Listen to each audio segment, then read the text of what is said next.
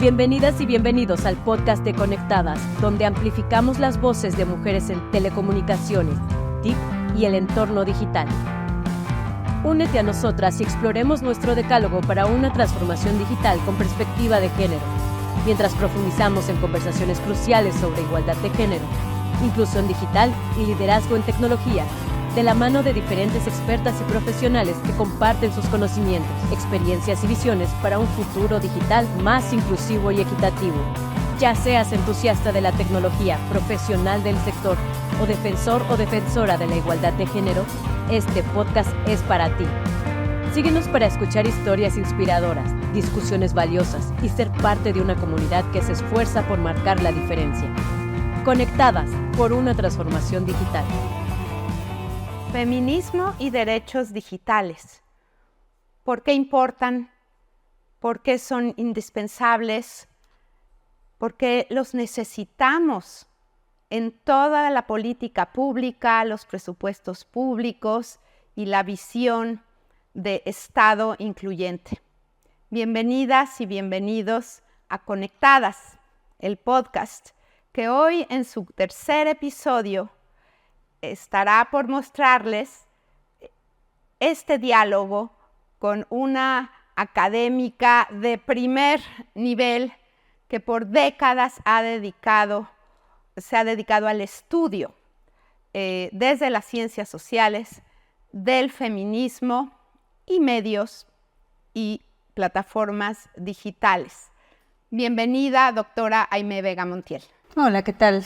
Muchas gracias a mis colegas de Conectadas, a ti, presidenta Adriana Labardini, y a todo el equipo que hace posible este podcast.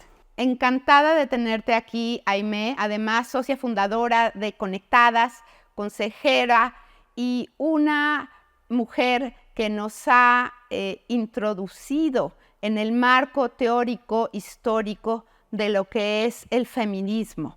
Porque si queremos defender los derechos de las mujeres y la igualdad que históricamente no ha estado presente, necesitamos informarnos, saber qué es feminismo, qué no es y cómo ha ido trascendiendo en todas las actividades humanas.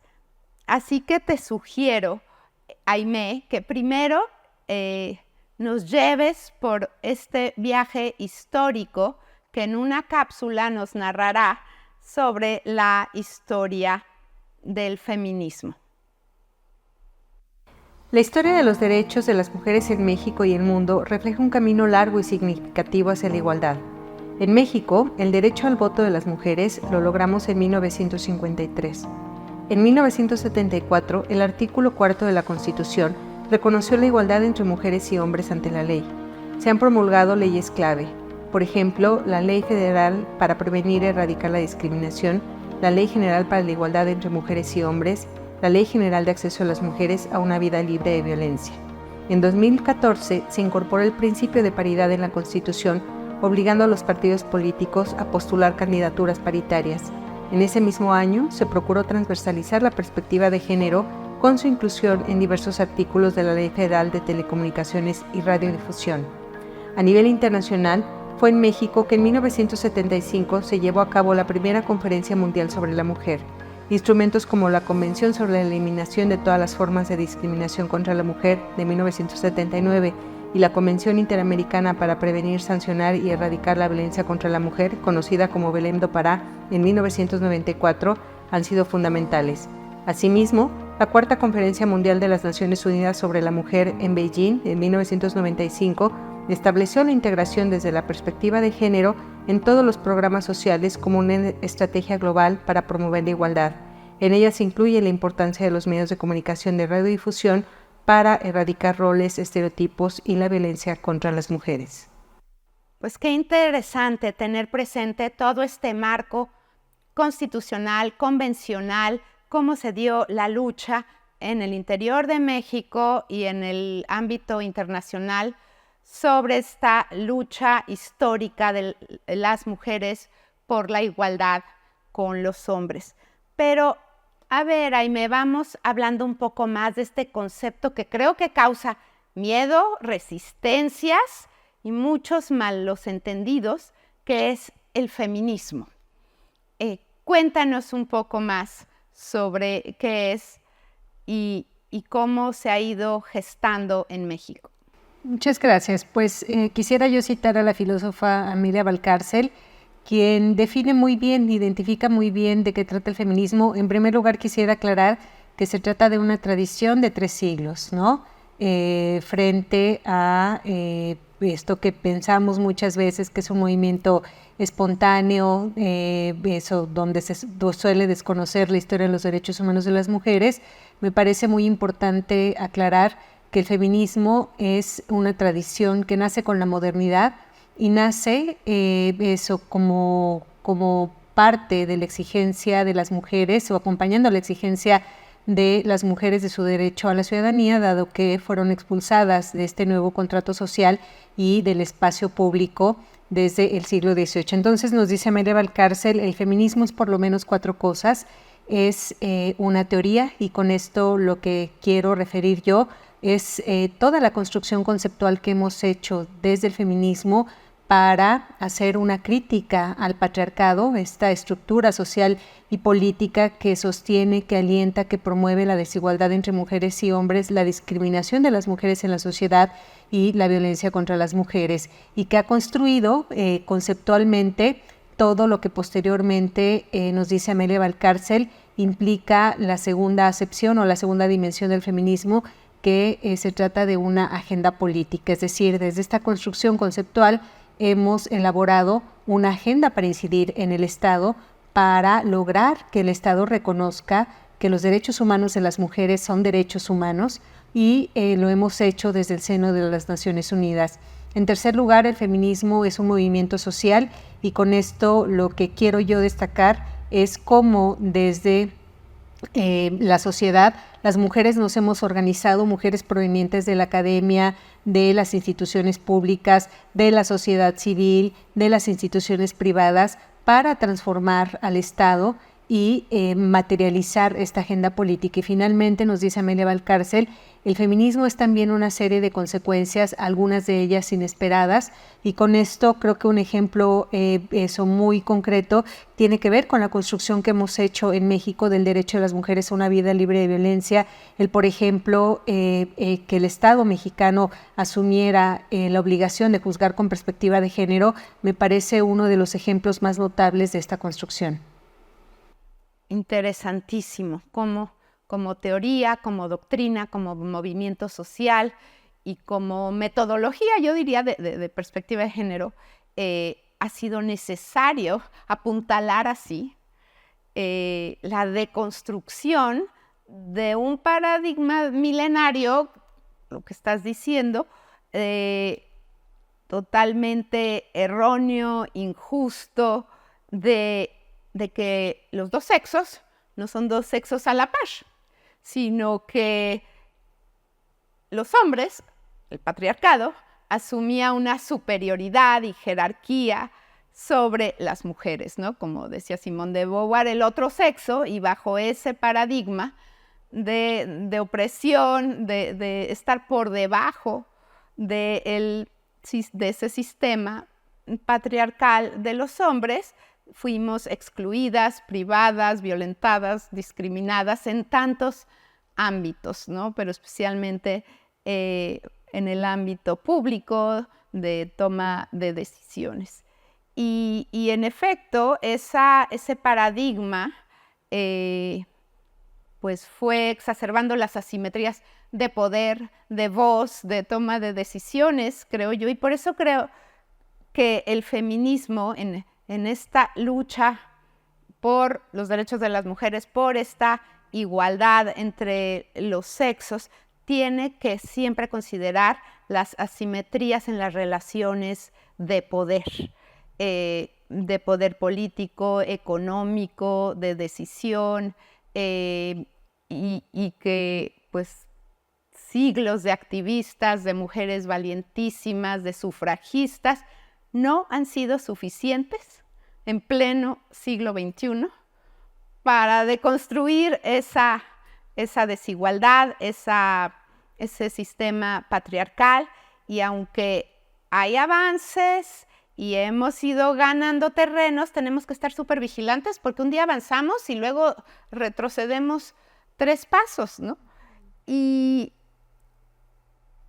en mi opinión, todas estas desigualdades y asimetrías que se dan en el mundo físico, en el mundo presencial, ahora, lejos de borrarse en el mundo digital, pues se están reproduciendo esas desigualdades, discriminaciones y la violencia en línea en contra de las mujeres, ¿no?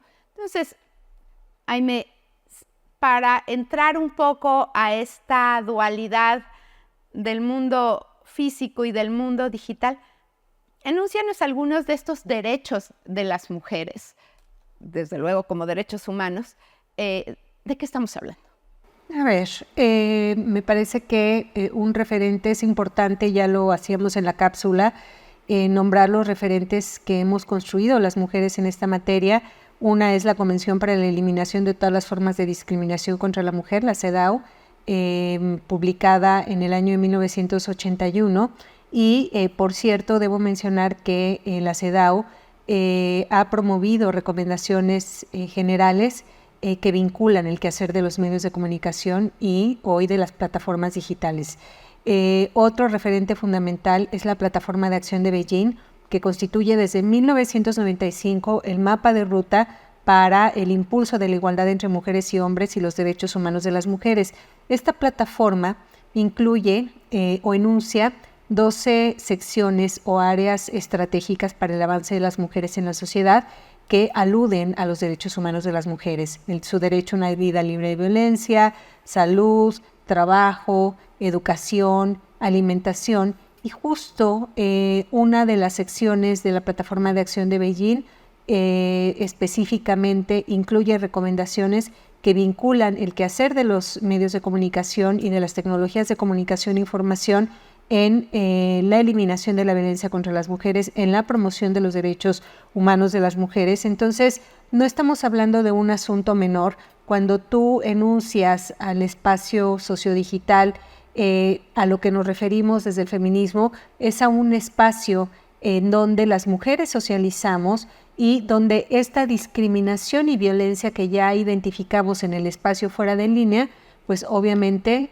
se amplifica ahí, es decir, la violencia y la discriminación en contra de las mujeres fuera del espacio digital está en diálogo todo el tiempo con nuestra socialización con el espacio digital. Entonces, esto nos permite entender que el digital no es un espacio neutro, ¿no? Que el digital no es un espacio libre del paradigma patriarcal que promueve la supremacía masculina, y esto nos ayudará a entender, por ejemplo, cómo las tecnologías de comunicación e información reproducen estas nociones, estos estereotipos que identifican a las mujeres como sujetos con una ciudadanía de segunda. Entonces, mencionaba yo, por ejemplo, el derecho a una vida libre de violencia. ¿Cómo se ve afectado en el espacio digital? Pues bueno, ya mencionabas tú la violencia sociodigital, que por cierto ocupará uno de los podcasts de esta serie de Conectadas, y lo que vamos identificando es cómo con el desarrollo digital, cómo con el desarrollo tecnológico se incrementan y se amplifican los tipos de violencia digital contra las mujeres. Por ejemplo, en relación al derecho a la ciudadanía, lo vimos recientemente en el proceso electoral en nuestro país, la violencia política en el entorno digital, ¿no? Cómo los derechos políticos de las mujeres y el ejercicio de nuestra ciudadanía se han visto violentados de manera amplificada en el espacio digital. Me refería yo también al derecho a la salud. Por ejemplo, hoy estamos identificando en países como China cómo gobiernos están promoviendo a través del uso de las APPs, por ejemplo, para el control de la menstruación, la vigilancia ciudadana de las mujeres, de aquellas que están en edad fértil y que no quieren ser madres, ¿no? Cómo estas tecnologías posibilitan la cooptación de los derechos humanos de las mujeres, en particular de sus derechos sexuales y reproductivos. Así en es. relación a su derecho a la educación, lo vimos con la pandemia, ¿no? Como el derecho de las mujeres al acceso universal a estas tecnologías para poder desarrollar plenamente su derecho a la educación, pues se vio coartado en países como México, donde no alcanzamos el acceso universal, donde no hay una conexión de calidad a Internet. Y también otro problema vinculado que estamos viendo relacionado con el derecho a la educación, o que obstaculiza el derecho de las mujeres a la educación, es la falta de un programa, de una política nacional de alfabetización digital.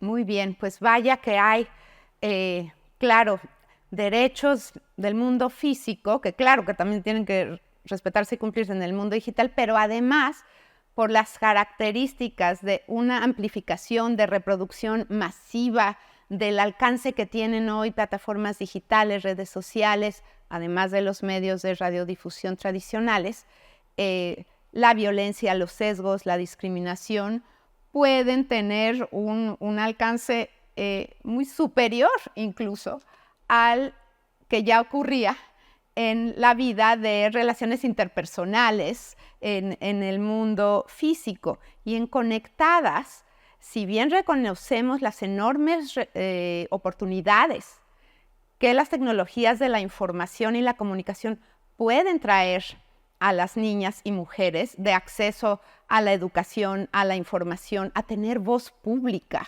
cosa que se nos ha negado por siglos, y a tener también una independencia económica a través de una serie de herramientas de comercio electrónico y de servicios profesionales o de oficios que puedan ofrecerse a través de plataformas digitales.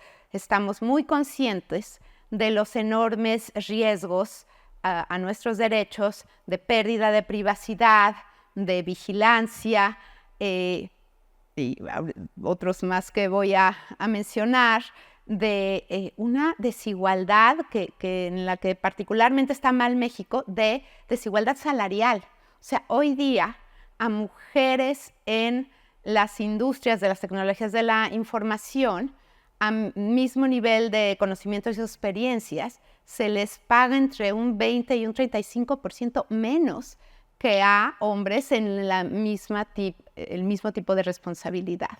Eso es increíble.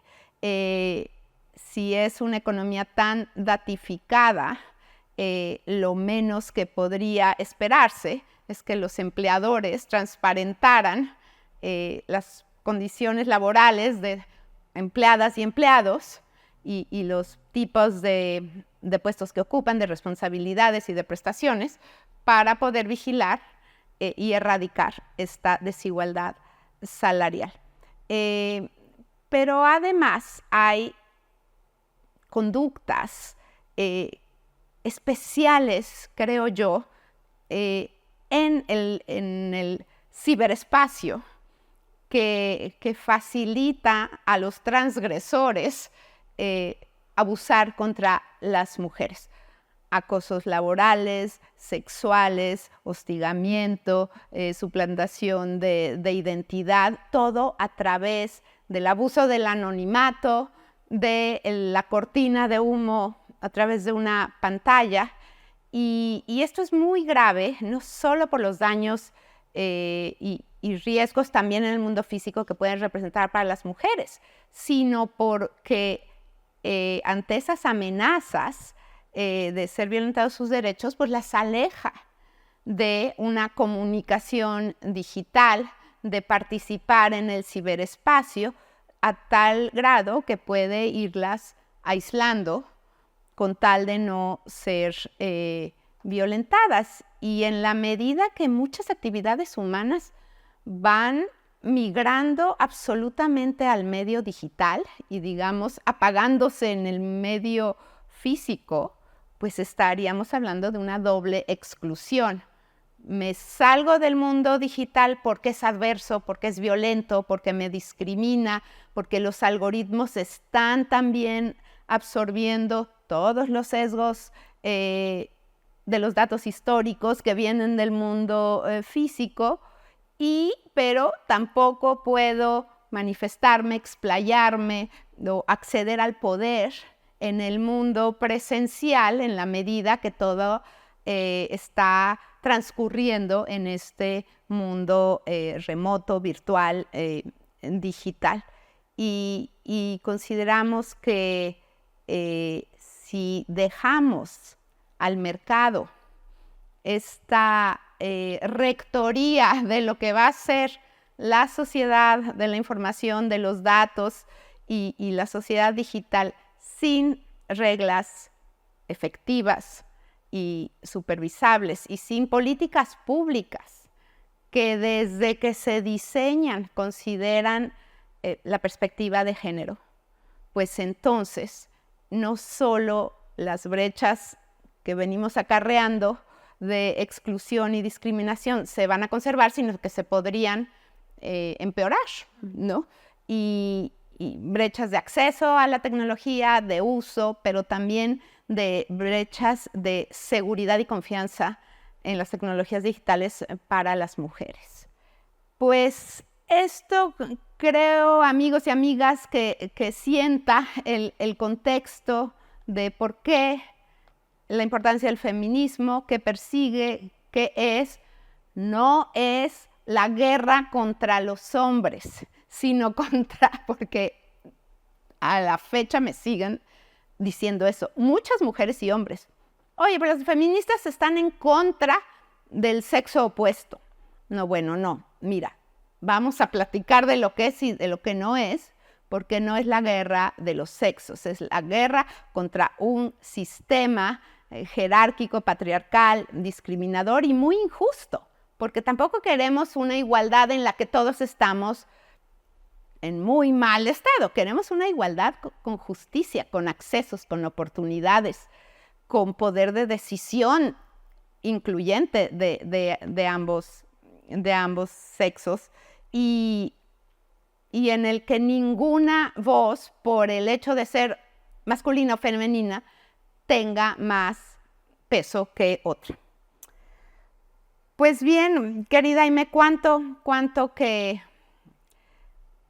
platicar sobre esto, que leer. Hay muchos libros sobre la historia del feminismo en México y en Latinoamérica y en fin, pero quisiera que pudiéramos charlar un poco más de estos riesgos y amenazas que ya has esbozado muy bien tú y yo he mencionado otros, de cómo pueden los derechos de las mujeres ser violentados en este ecosistema digital. ¿Cuáles son las grandes amenazas y problemas estructurales de este sistema tan injusto? Y también en el tema de la violencia en línea contra las mujeres. Bueno, a ver, tú mencionabas problemas estructurales que me parecen fundamentales mirar.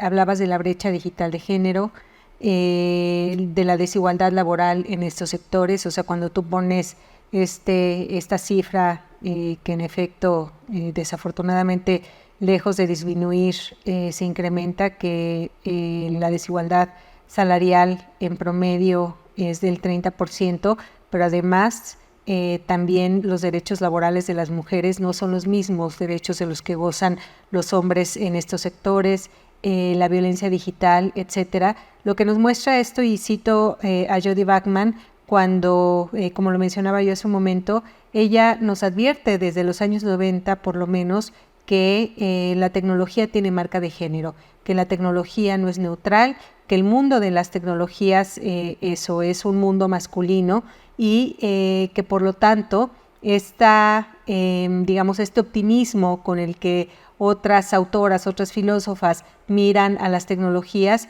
pues más bien demanda de nosotras un análisis crítico, porque, por ejemplo, revisábamos algunos datos relacionados con el desarrollo de tecnologías de realidad virtual El año pasado, un grupo de ingenieras que están probando esta tecnología del metaverso, una de ellas denunciaba que en el primer minuto que pone su avatar en la tecnología es víctima de violencia sexual, su avatar por parte de 7 avatares masculinos. Entonces, acá el punto, me parecen eso, que son ejemplos muy contundentes que nos llevan a la pregunta, ¿realmente la tecnología por sí misma va a resolver los problemas de los que el Estado y la sociedad no nos hemos hecho cargo relacionados con la discriminación y la violencia contra las mujeres?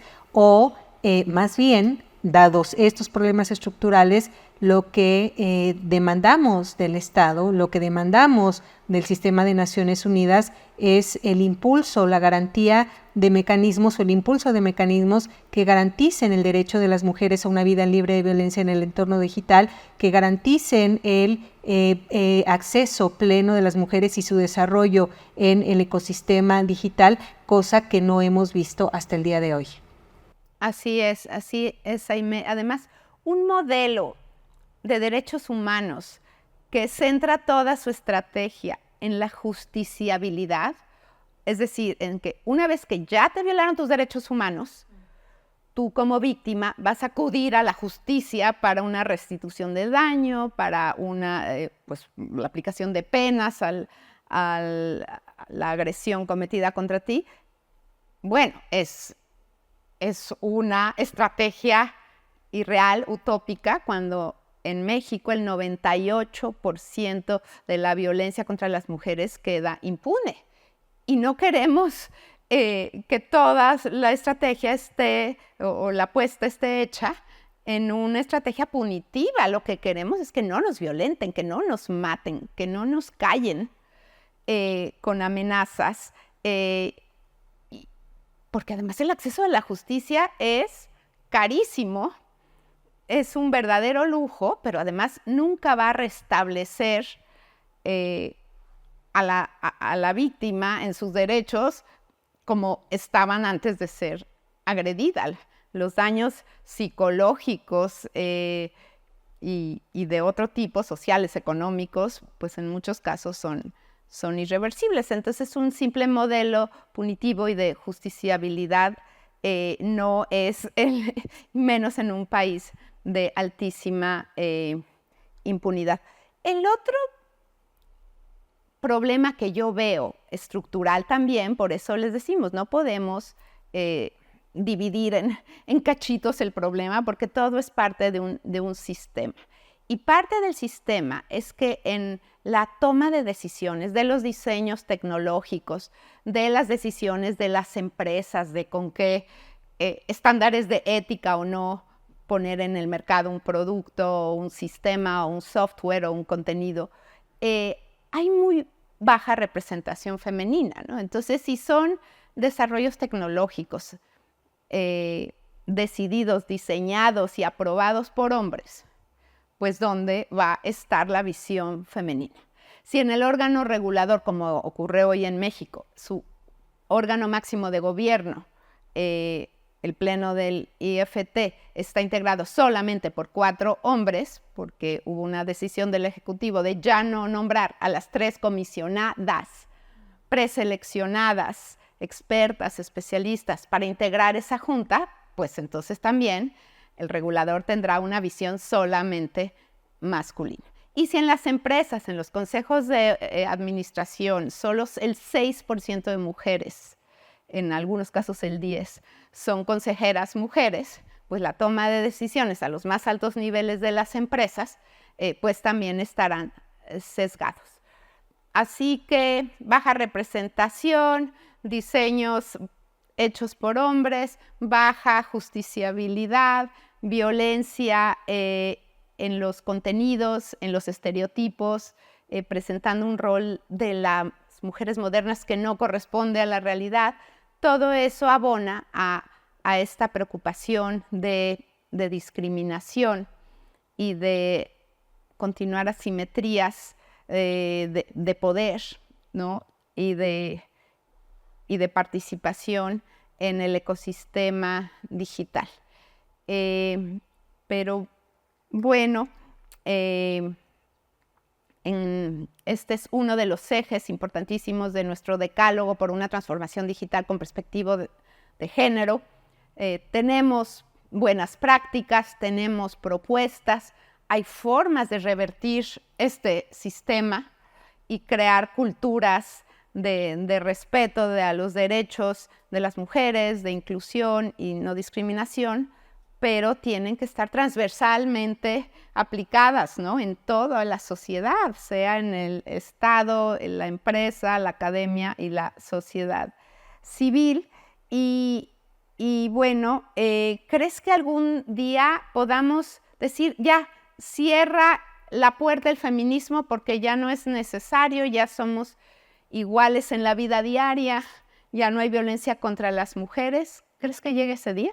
A ver, a lo que ha aspirado el feminismo desde hace 3 siglos es eso, al reconocimiento de la ciudadanía de las mujeres, al ejercicio pleno de sus derechos humanos, y lejos de reducirse las brechas, estas se amplifican. Entonces lo vamos a ver en otros podcasts, cuando tenemos proyectado que las mujeres sean fuentes de información en los noticiarios, por ejemplo, en equivalencia a los hombres, por lo menos nos quedan 60 años por delante. Entonces, desafortunadamente, lo que experimentamos es una resistencia estructural por parte de instituciones públicas y privadas encabezadas por el Estado al reconocimiento de los derechos humanos de las mujeres en plenitud, al ejercicio de su ciudadanía, y bueno, el entorno digital no escapa a ello, así que tenemos mucho por hacer.